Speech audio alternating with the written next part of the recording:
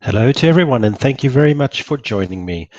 I'm in Sydney, and it's a beautiful day in Sydney today. And I certainly hope that wherever you are, you're having a good day or night. We'll just wait for a minute or so until more people join us. We have got a few online at the moment.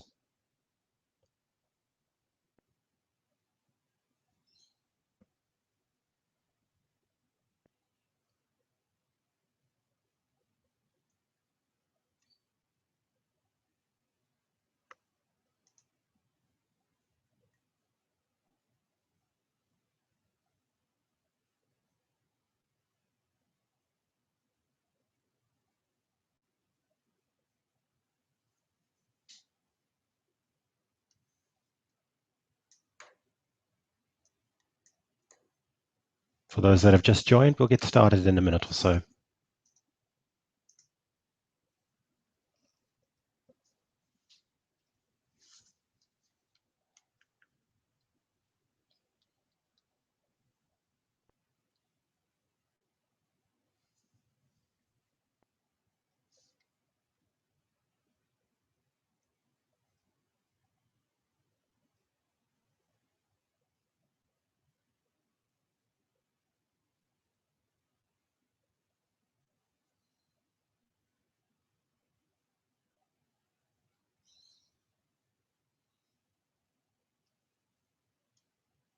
Right, let's get started.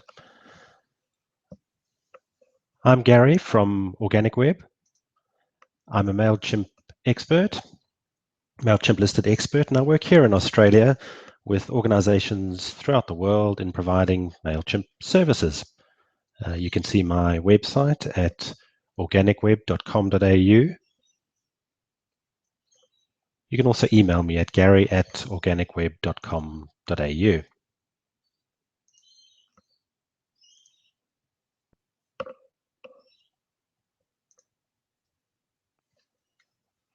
Any questions during this broadcast, please send them to me at gary@organicweb.com.au, and I'll try and answer them while we're having this broadcast.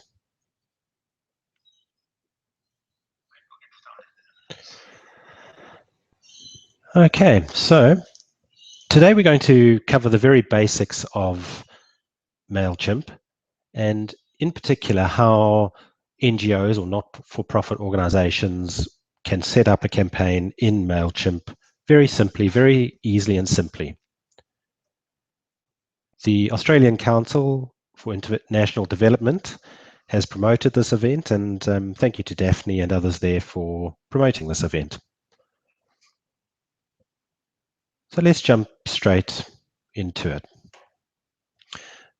First thing is you need a MailChimp account.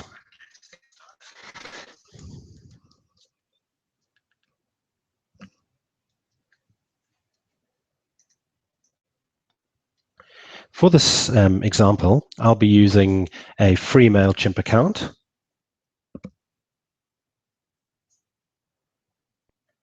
As we log into MailChimp, we can see the dashboard, what's termed the dashboard, and we can see various icons up the top. And this is really the navigation through the application or the website of MailChimp. In MailChimp, our subscribers or our list of subscribers is called a list. Very simple, really. And the only mandatory requirement here is an email address. Campaigns are the actual email messages we send to our list or to our subscribers. We create a campaign, add our branding, add our words, video, text, and we then send this email to our subscribers. And I will demonstrate in a short while, how to do this. Templates are quite simply a pro forma, a save pro forma, so that we can reuse in the future when we send a campaign. MailChimp, once you've sent various campaigns, will have reports. Reports are very powerful. We can tell how many people clicked on links within our emails that we sent to those people. We can see who opened those emails, and so on. Reports are only available once we have actually sent one or more campaigns.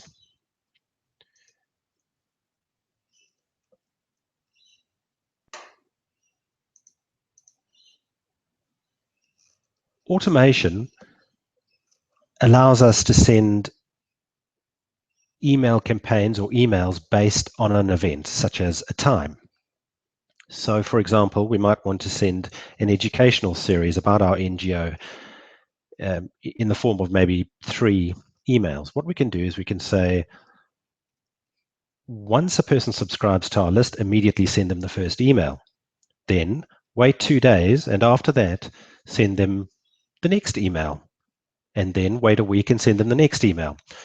As you can see, it's just merely a series based on timings or an event. Or, for example, we could have a client who's a charity and they wanted on a person's birth date or on the birth month to send them an email saying happy birthday. With automation, we can do this very easily. Let's jump right in and get started. So the first thing we need to do for any organization, an NGO, not-for-profit, government organization, we need to create a list. To create a list is as simple as just coming to lists and click create list. The list name and the screens in MailChimp are very easy to use and very explanatory and read what they're saying, such as your subscribers will see this. So the list name, I'm going to call it something appropriate maybe, such as my NGO list. From email, in this circumstance, I'll put my own email address.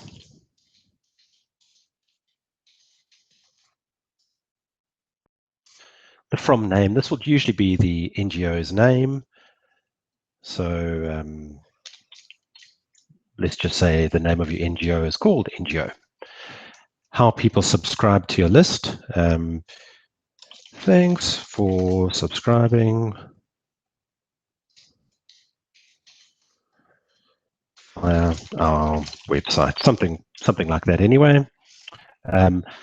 We need to have our postal address or our contact information at the bottom. I'm going to leave these for now, but these will just, MailChimp can send us an email saying how many people subscribe during a day and so on. I click save. So my list has actually been created. So I'm just going to click lists up the top again. And you can see that the list we've just created is there. I have 0 subscribers. So I'm just going to click on my list. Now, adding users or subscribers to a list in MailChimp can be done via various means. The most common means are a subscribe form on, a subscribe form on your website, or perhaps the Chimpity-Doo app, which is a MailChimp free app. I'll go into that a bit later again. But you can also import subscribers if you have a list of subscribers, such as from an Excel list, or we can add them just manually. I'm going to add these subscribers manually, but let me just show you how we would import them from an Excel list, which is what a lot of NGOs have, is their donors and their potential subscribers in the list. So to subscribe people, I just click import subscribers, and this I'm assuming that we're in an Excel list here. And I would just click copy paste from Excel. And as I've said earlier, the only requirement is really email address, but it does help to have more information, and often people do, particularly first name. And you would just paste your content from Microsoft Excel into here, click import list, and just follow the directions. Very simple. But for now, I'm just going to add myself as a subscriber. So I just add my email address. And I'm just going to add my first name for now. I need to check this box. This person gave me permission to be added to my list. and I just click subscribe. Okay, I'll just go and look at my list. And as you can see, I've been added to my list. And as more subscribers get added to my list, you'll see them appear here.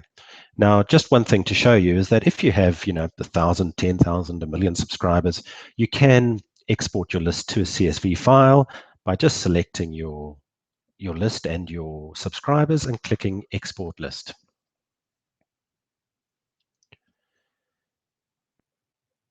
Just once again, if you would like to send me a question that you'd like me to answer during this session, please just send me an email right now to gary@organicweb.com.au. And thank you, David. I've received your question and various other questions.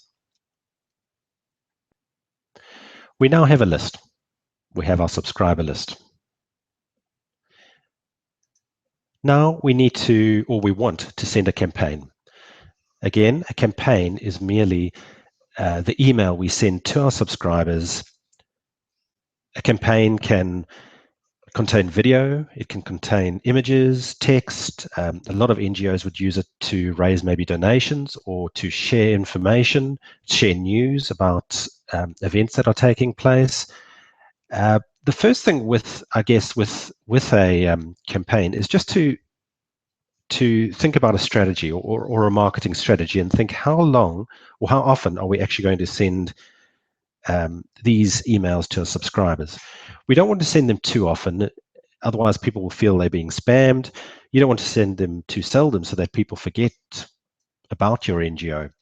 A lot of NGOs that I work with send them once a month, some send once a week, and some as seldom as once every 2 months. In my experience, once a month is probably the minimum you should really be sending. And also keep your campaign content short and sweet, not too much text.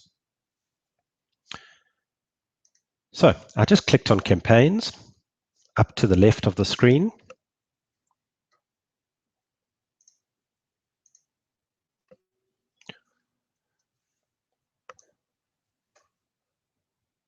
I click create campaign. I get various options, and I'll just explain these very, very briefly. 99% of the time, you will be using regular campaign. That's the basic email that you send out. Very adaptable, easy to use. A plain text campaign is, as it says, a simple plain text email with no pictures or formatting. Very effective if you've got a broadcast to send out, such as emergency services might be sending out a broadcast, or something that doesn't need your branding on it. A/B split campaign, if you want to send, let's say, you've got 2 campaigns and you don't know which is going to give you better results. You might send half of the campaign or the campaign to half, one campaign to half your list and the other to the other half of your list. Reports will then be able to tell you which is more effective, such as the one with the button that was green instead of red got more clicks and so on.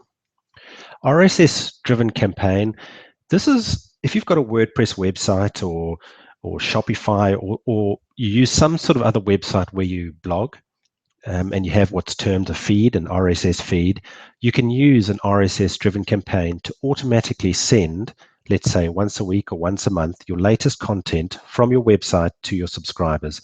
Very, very popular, and it's easy to set up. But as mentioned, we generally will be using a regular campaign. So let's do that right now. I just click select on my regular campaign.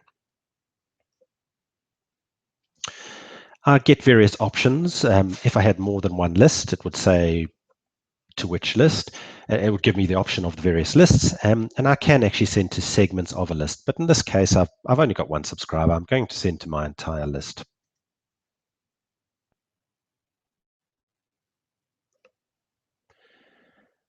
I need to name my campaign, and as it says, it's just an internal. So demo campaign. Obviously, you would name it something that means something to you. Email subject. This needs to be something that is both meaningful to the recipient so they know what it's about, and also non-spammy. So I'm just going to, just for the sake of argument, call this latest NGO news. If you are into your smiley faces and so on, or your emojis, you can click here and we can add various different emojis. Let's just add one for now. There we go. The from name, we can change this if we'd like to. The from email address, we can change it. There are various options. I'm not going to go into all of them right now, but generally the default suits most NGOs. One thing is social media. Down the bottom here, we can auto tweet to our Twitter account, the link to our email newsletter or our campaign, and we can post it to Facebook. And these are as simple as just clicking the buttons, connect to Twitter or connect to Facebook. One thing down here to mention is where it says more options, and we've got auto convert video. With this setting, leave it off, but always, if you're going to add video to your campaign, use a service such as YouTube. YouTube streams video far more effectively than perhaps your web host would. Okay, now that I've completed my campaign info, I'm just going to click Next. And you'll see it says select a template. Templates are very adaptable in MailChimp, and all the basic ones that we see here are mobile responsive, adapt to mobile. So they're very modern, easy to use. We could, if we wanted to, use themes. You can explore these for yourself. Now, themes in general, I would only really recommend using if you have a specific purpose. For example, if you publicize events for your NGO on Eventbrite, it's probably worth using an Eventbrite theme because of the integration between Eventbrite and MailChimp that is possible. So if I just type Eventbrite here and search for themes, you can see there are 3 Eventbrite themes. And what we can do in this circumstance, we can show our event or link to our event in our newsletter very simply by using this theme.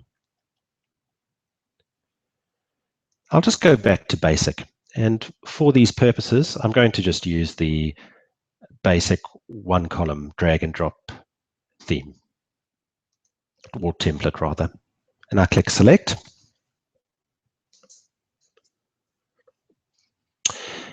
Now it's time to build our actual email that we're going to send out.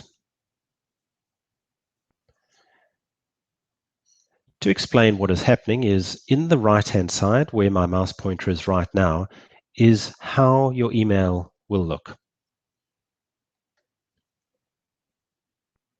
To the right-hand side, we have what are termed content boxes, and we can add various contents, such as if we wanted to add text, we could just drag and drop wherever we wanted, just add a text box. And our settings will immediately appear. We can add, if we want video, we could drag and drop video and just add the URL, the YouTube, for example, URL into the video block. If we want people to share or allow them to share or to LinkedIn, Twitter, and so on, we can just drag and drop our sharing, social sharing buttons. And as you'll see, various options appear in all these boxes, such as we've got content, which sharing buttons do we want? We might want LinkedIn, we might want forward to a friend, oops, we've already got that, sorry, and Twitter. We can also rearrange them. It's all drag and drop, very simple. We can change the style. We can go into settings and we get even more settings.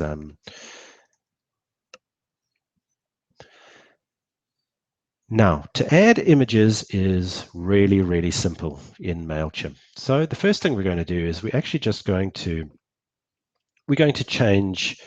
upload an image. our header banner, for example. So I'm going to click Browse. Now, earlier on, I just dragged and dropped a logo into here. So I'll just use this for now, my logo. And I'm going to click Select. And you'll see my logo has now appeared. And that's how simple it is, really. This content box, if I do want to edit the content box, I'm just going to click Edit Block. And you'll notice that the text appears. I can now just delete this or do whatever I want. And I'm going to say,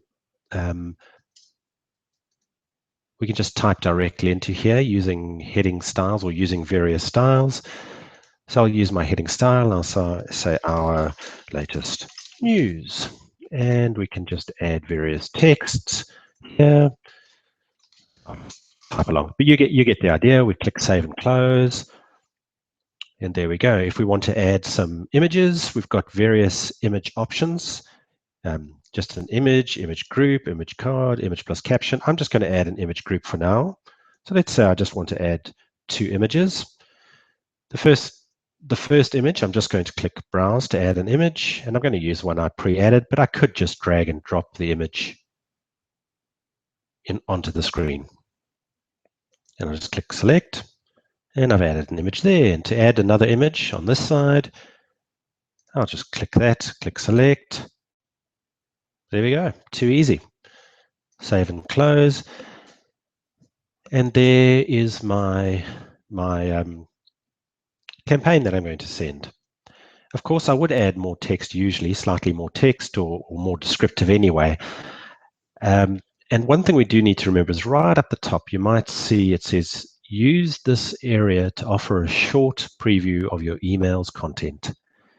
I do need to change that, as this will appear in certain email viewers, such as Outlook. So I'll just type here, thanks for receiving our newsletter. Spelling isn't great.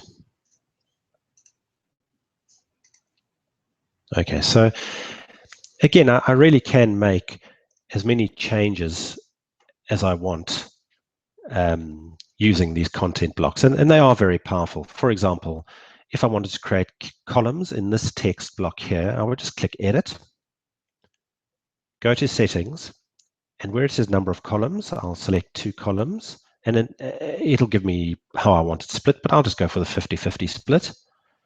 And there we go. So if I want to edit that, I'll just click Edit, and you can see there, column 1. I could just edit this text, edit text.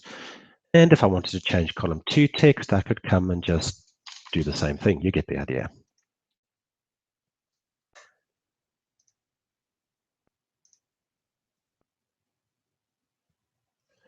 Right, so now assuming that I'm ready to send my campaign to my list, I do need to always check what it looks like on various devices. So let's just see what this will look like as a very rough guide when someone receives my email. So I'm just going to enter preview mode.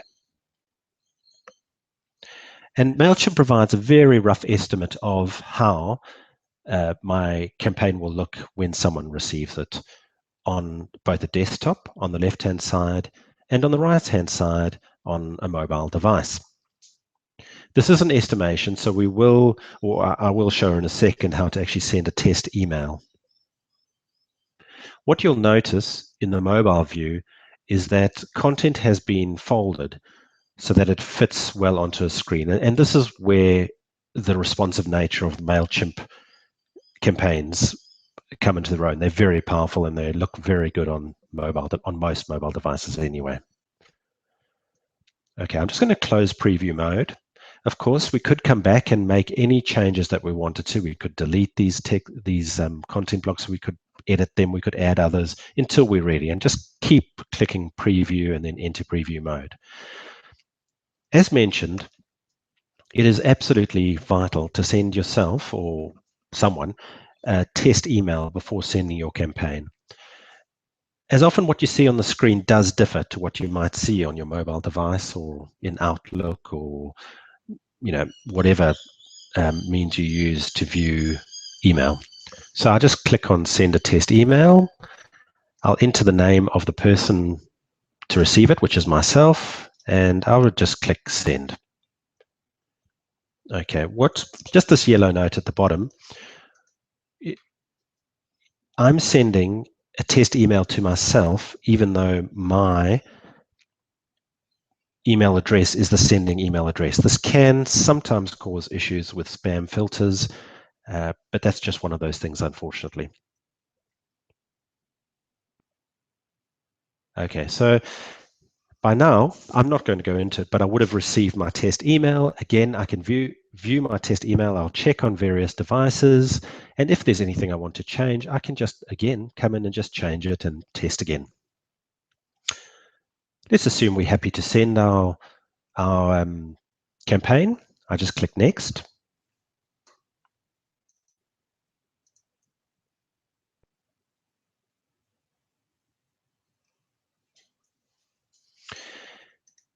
And now there's this final check just before we send to make sure everything is okay before we send. We'd go through and just check wherever there are either a red or a yellow warning sign.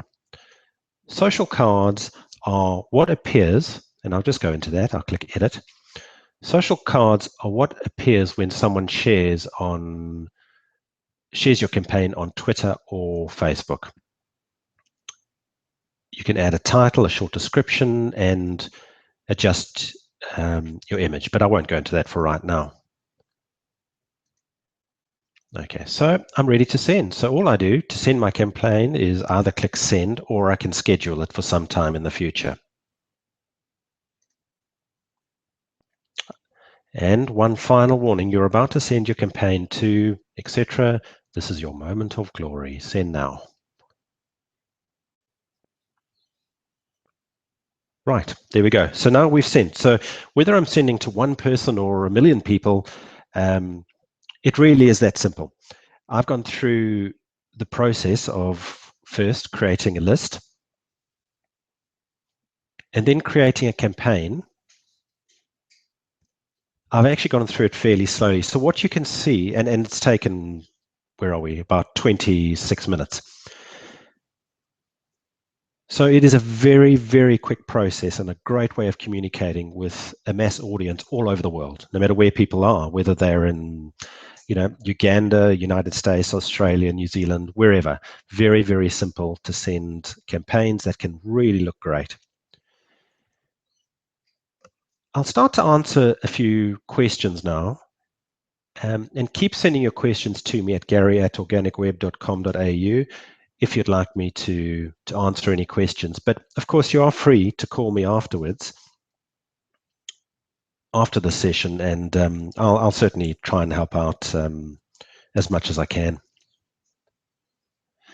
So first question is paid versus unpaid versions of MailChimp, sorry. What do they offer? That's, yeah, a good question. The effective difference between the various versions of MailChimp is a paid account allows you up to 2,000 subscribers and up to 12,000 email sends a month. So in other words, you could send 6 times to your 2,000 subscribers. In addition, on the free plan, you don't get automation. And automation, once again, is where we want to send a series or a time-based email, or even an instructional series of emails. There are also various other restrictions on the accounts, on the free accounts. The biggest thing, though, what I've found is that organizations generally tend to upgrade when they have a larger subscriber count. So when they're over the 2,000 subscriber count, that's when they start to upgrade, or specifically when they need to send automated emails. As an understanding, and this is another question of how lists work, the best thing to really do with lists is to have a single list. Within our list, we can then do what's called segmentation or grouping. Grouping might be by interest groups, such as you might have a group called donors, and you might have a group called volunteers. Some people want to receive just the volunteer news, some just the donor news, and some will want both. That would be a group. So you can then, out of one list, divide people into, when you send a campaign just to donors, you can target just the donors. And people can unsubscribe and subscribe as they wish to one or more groups. Segmentation is just using other data that's already in your list to target subscribers. Sorry. So, for example, geography or where the person actually is, the area where the person is recorded by MailChimp after you've sent a few campaigns. You may then decide you want to send information to people purely in New South Wales, Australia, or only in Victoria and ACT. You can then do that. You can send a campaign specifically for those people saying, I've got an event in Canberra coming up next week. Why don't you join me? You're in ACT, come and join me. So the reason to have a single list, besides ease of use, is that besides ease of use, is that if you have more than one list, every subscriber added counts, every email address added counts as another subscriber. So if I had an email list called My NGO List and another one called My NGO List 2, I added my own email address, gary@organicweb.com.au, into each list. That counts twice. Whereas if I use segmentation and groups and only have one list, the subscriber only counts once. So it's a cost saving to only have one list. Another question we seem to have got quite a few of from various people is, how does MailChimp talk to Salesforce in terms of lists? Now, a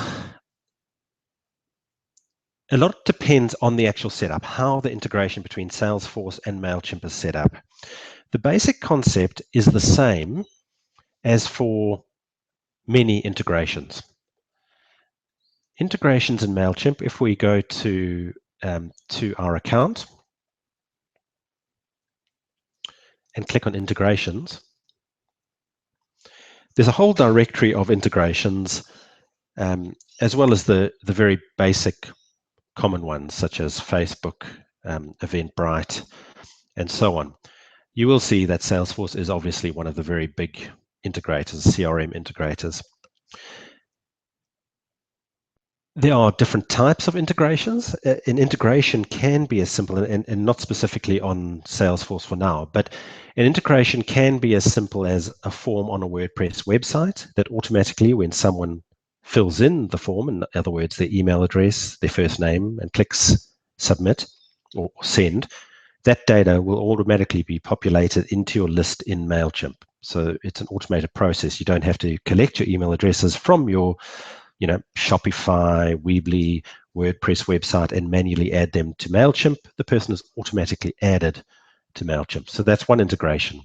A lot of Australian NGOs use Xero as their accounting platform or software.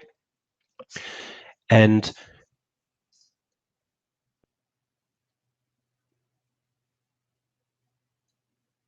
sorry about that.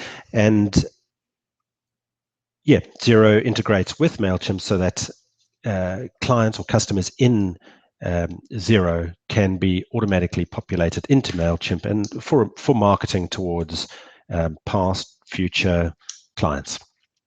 On the Salesforce side, the integration, as mentioned right at the beginning, is very dependent on the type of integration that's done. There are so many options. For example, we could add various groups of people in Salesforce to automatic, or the integration can be there to automatically add, let's say, new people that add into Salesforce or new companies that add into Salesforce, automatically add them across to MailChimp. We might want to add an additional thing that means, whereas if the person is in some way removed from Salesforce, they're automatically removed from a list in MailChimp. What can be done, it's pretty powerful, but it really depends on the type of integration that's actually used with Salesforce.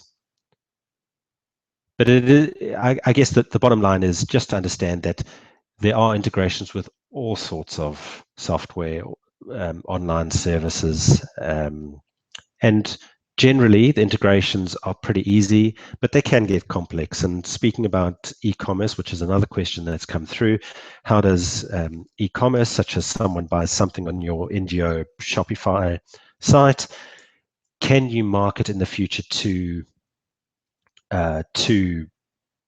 people that have purchased in the past? The answer is definitely yes. There's something called e-commerce 360, which is by MailChimp, which is very, very powerful. To give you a practical example of an integration I've done with a client using Magento, with a not-for-profit that uses Magento. And what happens is the person buys a certain consumable, and the integration has been set up between Magento and MailChimp so that 5 months after the person has bought the consumable, they are sent an email reminder saying, it's probably time for you to buy the consumable again. Why don't you visit us? Here is a 10% discount. Why don't you purchase your consumable again? And the results really are fantastic.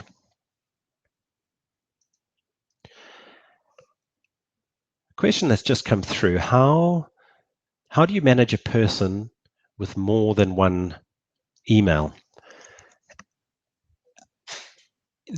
In MailChimp, we can only send to so the email address, I'm just going to click into the list. The email address is a required field, and there is only one primary email address.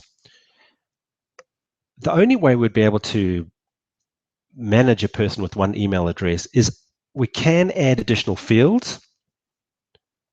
So they could have secondary email address, possibly third email address. What we can't do, however, is send to those email addresses that are not in the primary email address field.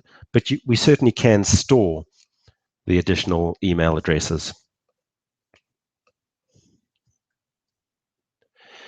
If we click on our subscribers, just as a matter of interest, we will get various other information about those subscribers. And over time, this data will get filled and become more relevant.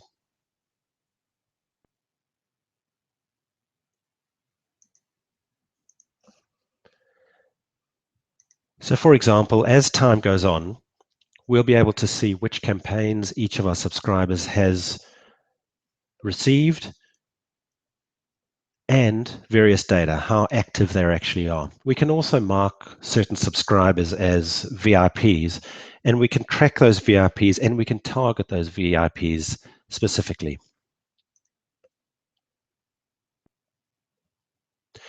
We also have the option in MailChimp, and this is something to be aware of unsubscribing or deleting subscribers. Now, at the bottom of every email that MailChimp sends out is an unsubscribe link. People may unsubscribe. You may, however, want to manually unsubscribe people. The difference between deleting a subscriber or unsubscribing is that if we unsubscribe them, in the background, they're actually still in the MailChimp list, and they just don't show, as it were, easily in our list or via the normal way. If the person has unsubscribed, or if we have unsubscribed them, if we try to import that subscriber again, we won't be able to, because MailChimp remembers that they have unsubscribed. However, if we delete the person, we will be able to import them again, because there is no record then in MailChimp that they were subscribed. Another question, how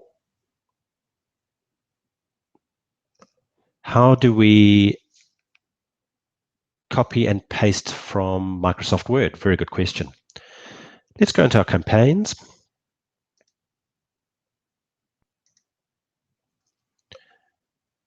So to copy and paste from Word, there's just one small trick to know. Sorry, just excuse me. I'm just going to actually replicate this, and this is worth knowing.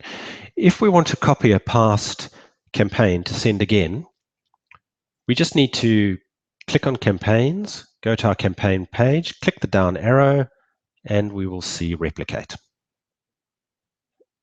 And that's definitely the easiest way of copying an existing campaign. And again, it'll ask me who do I want to send to, and I'll send to my whole list. I'll click next. And I can change the name and so on. I won't do that right now. Click next. Okay, so I now see the campaign I sent last time, so I just changed the areas that I actually want to change. And because we're copying and pasting from Word, I'll just bring Microsoft Word into view, so you should be able to see it at the moment. And I'm just going to copy and paste my content. So I'm going to select all, I'm going to copy it.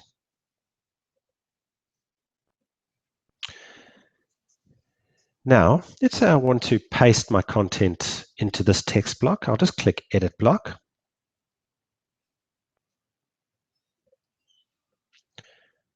I'll just delete the content that's in that block. There's a little icon. When I hover over it, you'll see Paste from Rich Text Editor. I need to click that. Now, the reason we need to do that is that Microsoft Word isn't HTML, and MailChimp is HTML. So there's this little converter that works in the background, and we can convert Microsoft Word format into HTML. So I'm just going to click this Paste from Rich Text Editor. I'm going to paste the content by clicking Control V. I'm going to click OK. Okay, you'll see here that the content has now been pasted, and I can just adjust it, and I can even add content. I can just type to add content if I want to. And that's it. That's all I need to do to copy and paste from Microsoft Word.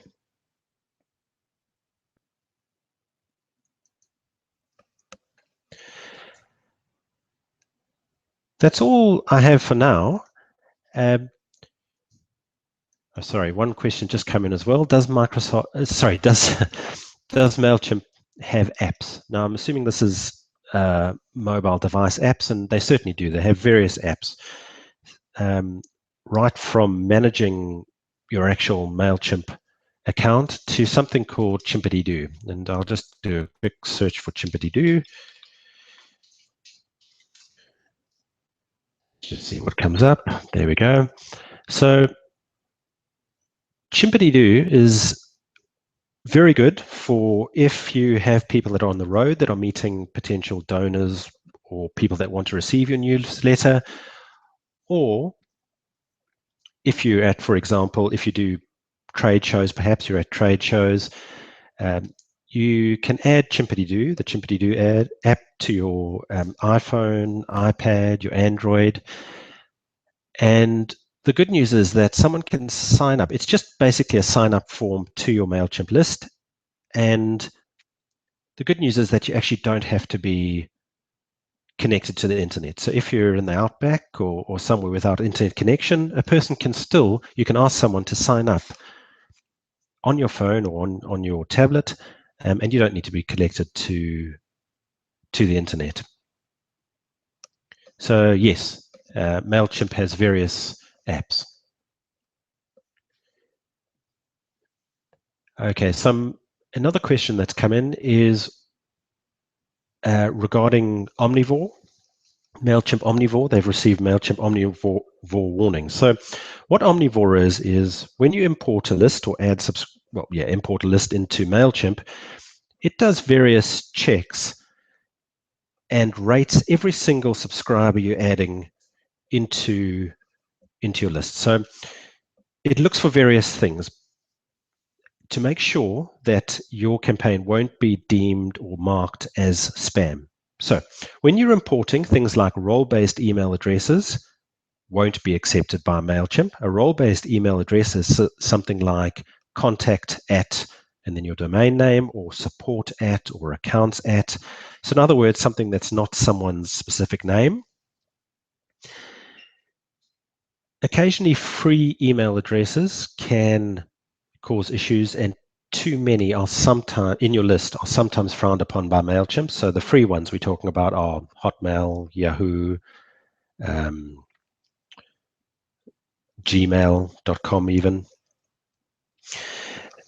There are other things as well that MailChimp checks that aren't simple for most people to check, such as if the subscriber's email address is still valid. So for example, if you received a list of, or a subscriber gave their email address 6 months ago and you haven't sent to them since, it's very possible that they may have changed jobs and therefore changed their email address. So how do we know if it's still valid? That's very difficult. Now, there are certain things that can be done in the background to check, and MailChimp does that. They check to see whether those email addresses are still valid, whether they still actually work and are on the destination server. And MailChimp will reject lists with too many issues with email addresses. If you do need help cleaning your email addresses, or your email addresses are fairly old, I can certainly help you with that. Just come to my website at mailchimp.organicweb.com.au and follow the various links, and I can clean up your email address, your email list for you, or identify those email addresses that MailChimp won't accept or you will have problems with.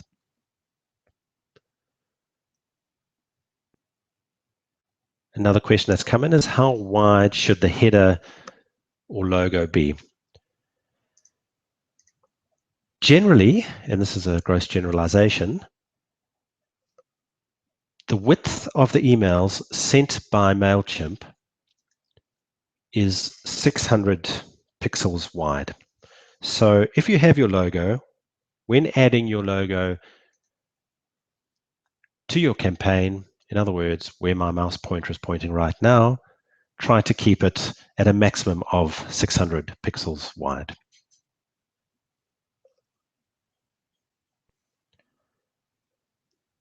Okay, I think we've reached the end of our questions, but again, if you do need more help, or you need some list cleaning help, please just feel free to come to my website and contact me at organicweb.com.au. And thank you very much for joining me today.